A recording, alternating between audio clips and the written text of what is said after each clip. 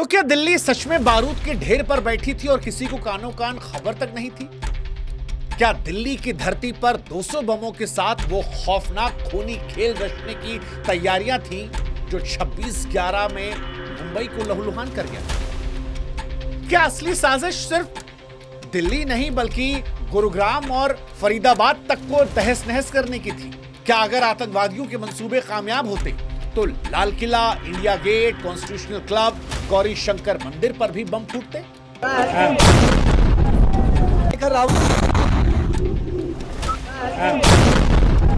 क्या सफेदपोश डॉक्टर आतंकवादियों का मकसद सिर्फ धमाका करना नहीं बल्कि हिंदुस्तान में धर्म के नाम पर देश को तोड़ने की कोशिश थी?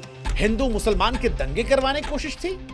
वो जगह जहां देश के प्रधानमंत्री रहते हैं, जहां देश का राष्ट्रपति भवन है और जहां देश की संसद चलती है, उससे केवल 5 मील की दूरी पर एक धमाका होता है जिससे देश अब तक हिला हुआ है। शायद ये पहली बार है कि सबको दिख रहा है कि आतंकवादी हमला है, लेकिन सरकार की तरफ से अब तक आतंकवादी हमला नहीं कहा गया। एजेंसी से जो छन छन कर खबरें आ रही हैं वो कह रही हैं कि एक पैनिक ब्लास्ट था, आतंकवादी ने खुद को उड़ा लिया था क्योंकि उनके नेटवर्क को जम्मू कश्मीर पुलिस ने तोड़ दिया था वक्त रहते। गिरफ्तारियां की थी, विस्फोटक बरामद की थी, एक बड़े खतरे से देश को बचा लिया था। लेकिन जिस तरह से अब खबरें निकल कर आ रही हैं तो ये सवाल पैदा करती हैं कि क्या पाकिस्तान के जैश-ए मोहम्मद के इशारे पर हिंदुस्तान के गद्दारों ने देश को दहलाने की गहरी साजिश की थी? खबर है कि एक गाड़ी में धमाका हुआ है जिसके बारे में हम और आप जानते हैं, I-20, लेकिन आतंकवादियों ने 2 गाड़ियां और रखी थी। उस गाड़ी का नंबर तक फिलहाल सामने आ चुका है। तो क्या और भी आतंकवादी हैं जो खुलेआम घूम रहे हैं? क्या जानबूझकर जैश ने कश्मीर के कुछ डॉक्टरों को चुना क्योंकि डॉक्टर्स पर आमतौर पर लोग शक नहीं करते? हमारी एजेंसियां जो जांच कर रही हैं उसमें मुजम्मिल कहता है कि 26 जनवरी को लाल किले पर धमाका करना था। तारीख और जगह देखिए, 26 जनवरी, वो दिन जब पूरा देश तिरंगे के नीचे गर्व से खड़ा हुआ। उसी दिन 26/11 के अंदाज में दिल्ली NCR को दहलाने की साजिश।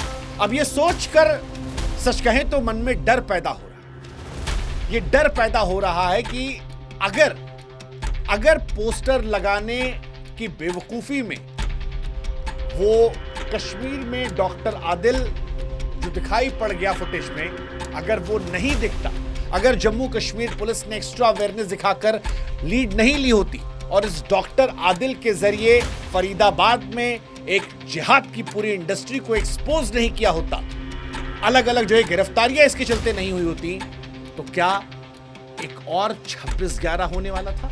ये शायद पहला मौका है, बार बार मैं कह रहा हूं, कि जब प्रत्यक्ष तौर पर आतंकवादी घटना दिखने वाली घटना को लेकर अब तक आतंकी घटना का टैग नहीं दिया गया है।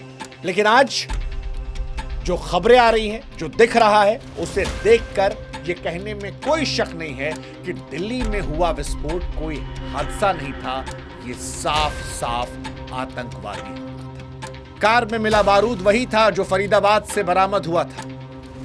NIA की जांच करना अपने आप में आतंकवाद के होने का सबूत देती है। और ये घटना ये बताती है कि जैसे पुराने जमाने में हमारे घर के दुश्मन घर के किलों को खोलकर दुश्मन को घर में घुसने का मौका देते थे और राज्यों की बर्बादी करवाते थे, वैसे ही इस बार भी दुश्मन सरहद पार खतरनाक नहीं है। दुश्मन वो खतरनाक जो हमारे आपके बीच में बैठा है। दुश्मन की कोशिश हिंदुस्तान के खिलाफ जंग के ऐलान की थी। इसे आप देश का सौभाग्य कहेंगे, सुरक्षा एजेंसियों की मुस्तैदी कहेंगे, या फिर आतंकवादियों की एक छोटी सी गलती जिससे आज 26/11 होने से जो कुछ हुआ है अभी उससे हम ओवर नहीं हो पाए। अभी भी अगर आप जाएंगे लाल किले के आसपास और लोगों से बात करेंगे, और तमाम टीवी चैनल्स गए हैं, तो लोग कह रहे हैं कि भाई साहब ये 10-12 जो नंबर मौत का आ रहा है ये कम है, ये ज्यादा होगा, क्योंकि लाल किले पर रेड लाइट पर यह गाड़ी में धमाका हुआ है। 300 मीटर दूर किसी की उंगली, किसी का फेफड़ा, किसी का गुर्दा, किसी का मांस का टुकड़ा पड़ा था। और यह वो इलाका है जहां पर भीड़ बहुत ज्यादा थी। एक सीसीटीवी फुटेज आया है और उस सीसीटीवी फुटेज को देखकर आप अंदाजा लगा सकते हैं कितनी भीड़ थी। और इसके बाद अगर 300 मीटर दूर तक छटक के गया तो क्या केवल 10 लोग थे? क्योंकि स्थानीय लोग कह रहे हैं, वो गरीब लोग जो आसपास रेहड़ी पटरी पर काम करते हैं, कह रहे हैं कि यहां बहुत सारे लोग थे जो रेहड़ी पटरी वाले थे, जो बच्चे थे, जो जाते थे सामान बेचने, गाड़ी देखकर टूट जाते थे।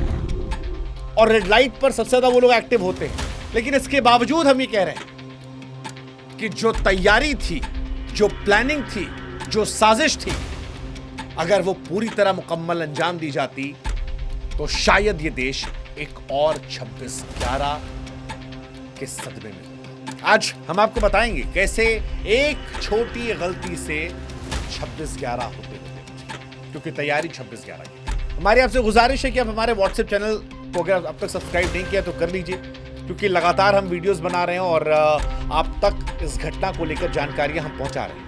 आप तक पहुंचने में आसानी होगी। लिंक हमने डिस्क्रिप्शन में, कमेंट सेक्शन में डाल दिया। लेकिन ये आतंकवादियों के पकड़े जाने की कहानी किसी फिल्म के स्क्रिप्ट से कम नहीं है। हालांकि ये कोई काल्पनिक अध्याय नहीं है जो हम आपको बताने जा रहे हैं। ये कड़वा सच है जो जांच की रोशनी में सामने आया है। कैसे मेडिकल प्रोफेशंस यानी डॉक्टर्स की आड़ में हिंसा की सुसज्जित मशीनरी बनाई गई। कैसे नेटवर्क ने पोस्टरों के जरिए सुराग छोड़े और फिर सुरक्षा बलों ने परत दर परत उसके जाल को काटकर 26/11 होने से बचाया। अब इस कहानी को शुरू से शुरू करते हैं। इस कहानी के पहले 2 किरदार जो आते हैं वो आता है डॉक्टर मुजम्मिल। वही डॉक्टर मुजम्मिल जो इन दिनों एजेंसियों को बता रहा है कि हम लाल किले पर हमला करने वाले थे, 200 बम हमने बना रखे थे, हमारा टारगेट फरीदाबाद भी था, हमारा टारगेट गुड़गांव भी था 26/11 के पहले। और दूसरा डॉक्टर उमर, वही उमर जो I-20 कार में बैठा था और लाल किले के सामने बम से उड़ा दिया। ये दोनों कश्मीर के पुलवामा जिले के रहने वाले हैं। इन दोनों घर जो है वो 800 मीटर की दूरी पर है। इन दोनों ने साथ साथ पढ़ाई करी, MBBS किया, डॉक्टर बने। इनके गांव वाले सोचते थे कि ये गांव का गुरूर है। उमर मर गया है, मुजम्मिल जेल में है और गांव वाले धिक्कार रहे हैं, थूक रहे हैं इन पर। उमर के बहनोई साहब बता रहे थे कि उमर ने कहा था 4 दिन बाद घर आएगा। अब उसका DNA पहुंचा है, उसके माँ बाप को उठाया गया है, घर वालों को उठाया गया है वेरीफाई करने के लिए। परिवार भी कह रहा है कि हम क्या कहें, क्या ही कहेंगे। जब कहना था, पकड़ना था, तब कुछ कहा नहीं, अब क्या कहेंगे। लेकिन ये सारी कहानी एक्सपोज हुई एक कागज के टुकड़े से। 19 अक्टूबर साल 2025 कश्मीर के नौगाम में जैश ए मोहम्मद के पोस्टर दिखाई पड़े थे। वो पोस्टर जो धमकी भरे शब्दों में थे, शरीयत का हवाला दे रहे थे, भारतीय सेना को निशाना बनाने वाले थे। इसके बाद इन पोस्टर्स को देखकर 27 अक्टूबर को पुलिस ने केस दर्ज कर लिया। इसके बाद फिर पोस्टर दिखाई पड़े। पुलिस को और दिमाग खराब हुआ कि भाई साहब इतने सारे पोस्टर कौन लगा रहा है। फिर पुलिस ने कश्मीर के अंदर सीसीटीवी फुटेज खंगालने शुरू किया और जब फुटेज खंगाला तो 31 अक्टूबर को एक शख्स फुटेज में दिखाई पड़ा। नाम डॉक्टर आदिल, सहारनपुर का डॉक्टर था, MBBS किया हुआ। वो पोस्टर वाले इलाकों में चक्कर काटा था। पुलिस ने सर्विलांस शुरू करी तो पता लगा कि आदिल जो है वो गद्दार है, हमारे देश के दुश्मनों से बात कर रहा था। उसकी लोकेशन मिली, फिर उसे धर दबोचा गया। उसके पास से AK-47 ग्रेनेड विस्फोटक बरामद हुए। फिर इसी आदिल ने बताया कि फरीदाबाद के अंदर एक डॉक्टर है, डॉक्टर मुजम्मिल, उसके पास बहुत सारा विस्फोटक है। पुलिस ने सुताई की होगी, बताया उसने। 9 नवंबर को जम्मू कश्मीर पुलिस फरीदाबाद पहुंचती है और अगले दिन मुजम्मिल को पकड़ लेती है। आपके मन में यह भी सवाल आया होगा बीच में कि उस पोस्टर में ऐसा क्या लिखा था जो इतना गंभीरता से पुलिस ने ले लिया। तो पोस्टर में लिखा था कि उम्मीद है आप ठीक होंगे। पोस्टर में लिखा था जो हमने कहा उस पर अमल करो, हम देख रहे हैं कि आप लोग गुनाहों में डूबे हैं, शरीयत के खिलाफ काम बंद करो वरना शरीयत के मुताबिक एक्शन। कुछ लोग भारतीय दरिंदों का साथ दे रहे हैं, उनसे कहता हूं बाज आओ, आखिरी चेतावनी, माफी नहीं मिलेगी। जो दुकानों पर इन दरिंदों को पनाह देते हैं उनसे कहता हूं रुक जाओ, सख्त एक्शन होगा। खासकर श्रीनगर के नौम बनपुरा में ऐसे लोग ज्यादा हैं, समझ जाओ। और ये कमांडर अंजला के नाम से 17 अक्टूबर को छपा था। सच कहें तो ये शब्द नहीं थे, कागज पर खुला ऐलान था जिहाद का।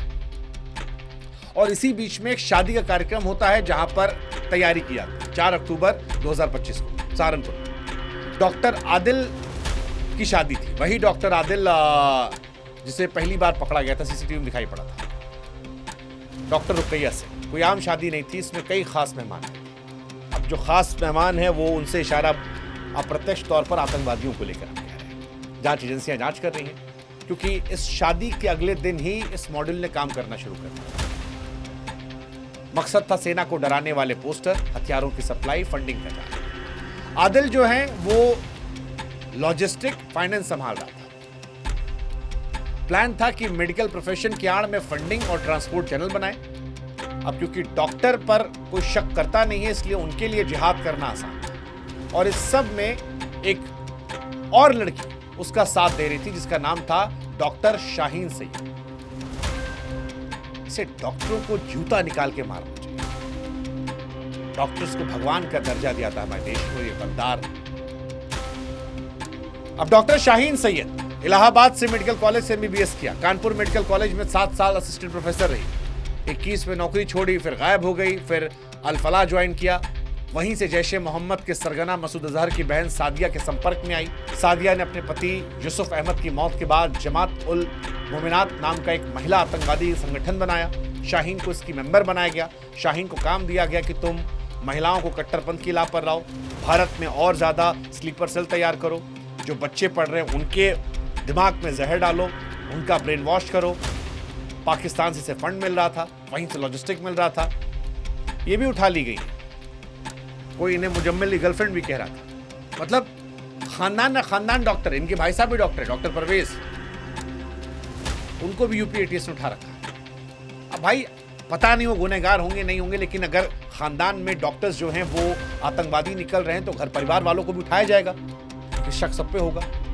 खैर, ये पोस्टर इन सबके बीच में ये ऑपरेशन कश्मीर पुलिस की हिम्मत और स्मार्टनेस का मिसाल था, क्योंकि अगर वो छोटा पोस्टर नहीं पकड़ा जाता तो ये जो बड़ा रैकेट था ये कहीं पता नहीं चलता। आदिल से मुजम्मिल, मुजम्मिल से पूरी यूनिवर्सिटी के सारे डॉक्टर्स, और उसी डॉक्टर ने मुजम्मिल का जो दोस्त था 800 मीटर वाला उमर, जो यहां फटा लाल किले में, वो पकड़ा। सो इस मामले में अगर किसी की तारीफ करनी सबसे पहले तो वो जम्मू कश्मीर पुलिस की। सीसीटीवी फुटेज खंगालना, सर्विलांस देखना, दिन रात मेहनत करना, कभी कश्मीर सहारनपुर आना, फरीदाबाद जाना, लखनऊ से श्रीनगर आना, हर कड़ी को जोड़ा। और उसके बाद विस्फोटक बरामद किया, हथियार बरामद किए।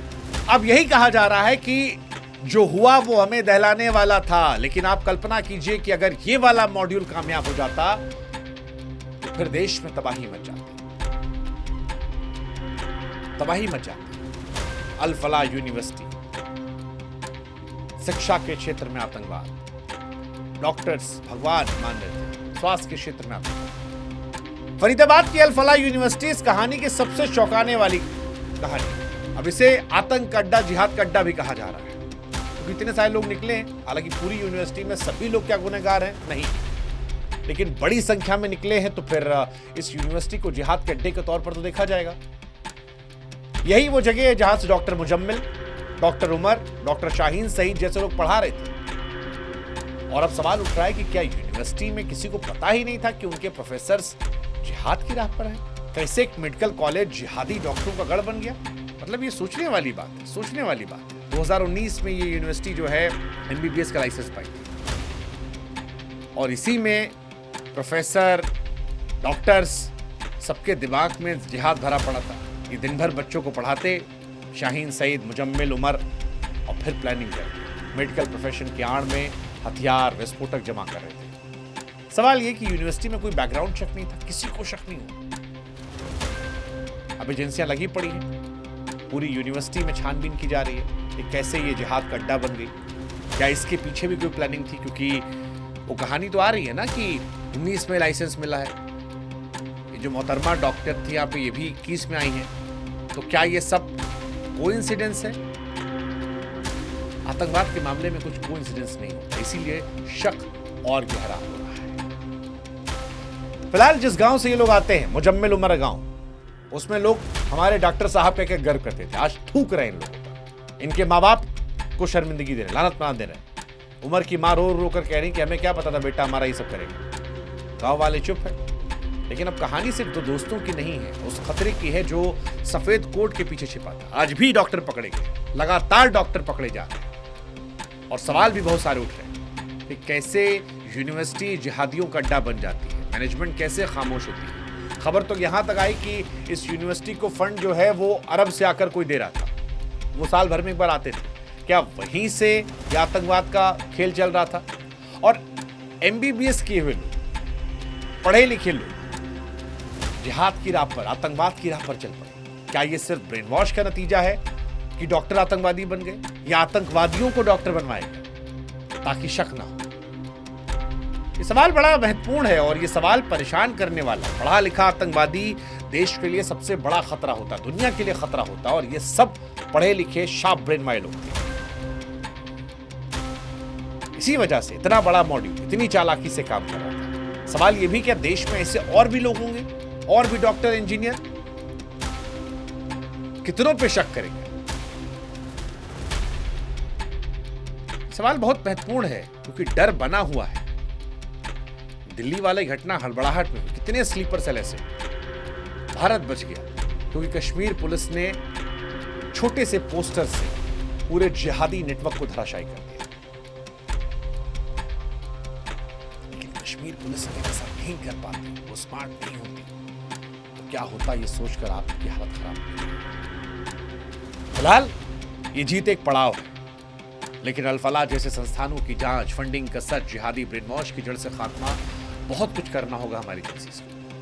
ये कहानी खत्म नहीं हुई है, चेतावनी है कि दुश्मन बंदूक नहीं, अब सफेदपोश डॉक्टर बनकर इलाज करते हुए घूम रहा है। सफेद कोट के पीछे कोई आतंकवादी हो सकता है। इस बार पोस्टर मिला कि अगली बार इतने खुशकिस्मत होंगे हम।